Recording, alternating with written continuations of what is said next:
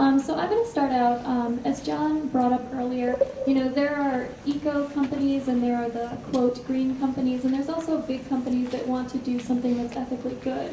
So I wanted to go through and kind of ask the panelists, what defines a career with a conscience? And where do they really think that the boundaries of that are?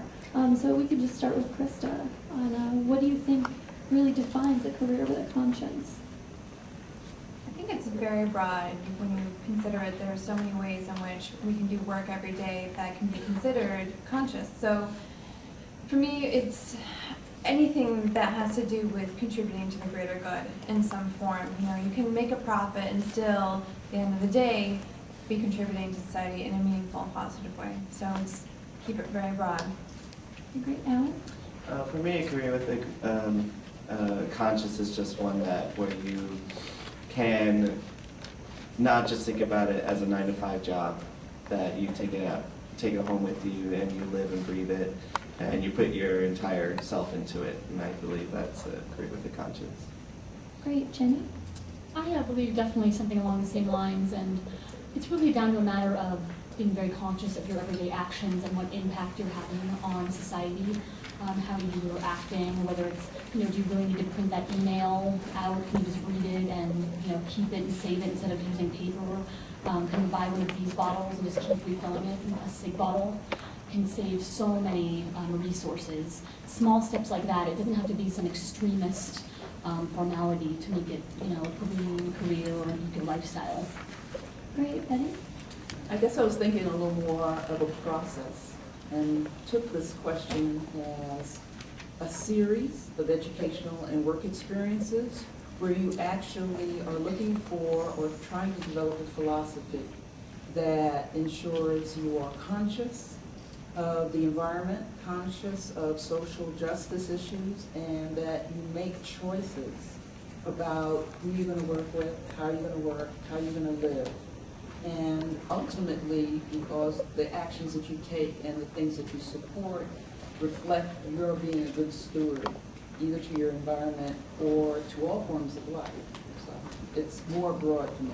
That's a great point. And going with that, what choices do you think that students and alumni can make to really help them transition into green careers? Because a lot of people here may not have any experience or may not even know what choices to be making that can really bring them into a realm where they feel like they're doing something good. So what choices do you think would you make if you were a student and you wanted to move into more of a happy do-good career? Sorry, I'm throwing a lot at you right now. Not a problem. I think being a student at this point where you have more opportunities with technology, information technology opens the world up to you, and it's a lot easier to gather information about what's happening in the green communities. Once you're able to then tap into those organizations, start recognizing key names in the field, it's then a matter of trying to then network, find out who's doing what, where it is happening locally, and seeing where there are opportunities either for webinars, seminars, conferences, meetups, but opportunities to get exposed to the literature and to the people in the field, and then see how you can actually insinuate yourself to an opportunity to have experiences with them. Okay, great. Do any of you guys have any other thoughts on transitioning? How does one go from being a student who's interested in either going green or working with human rights to actually doing it? I have a suggestion. Treehugger.com is an amazing eco website encompassing all aspects of life and work. And you can begin to learn a lot about what companies are doing what. There's also a wonderful newsletter you can subscribe to. It's a website called lohas.com, LOHAS.com.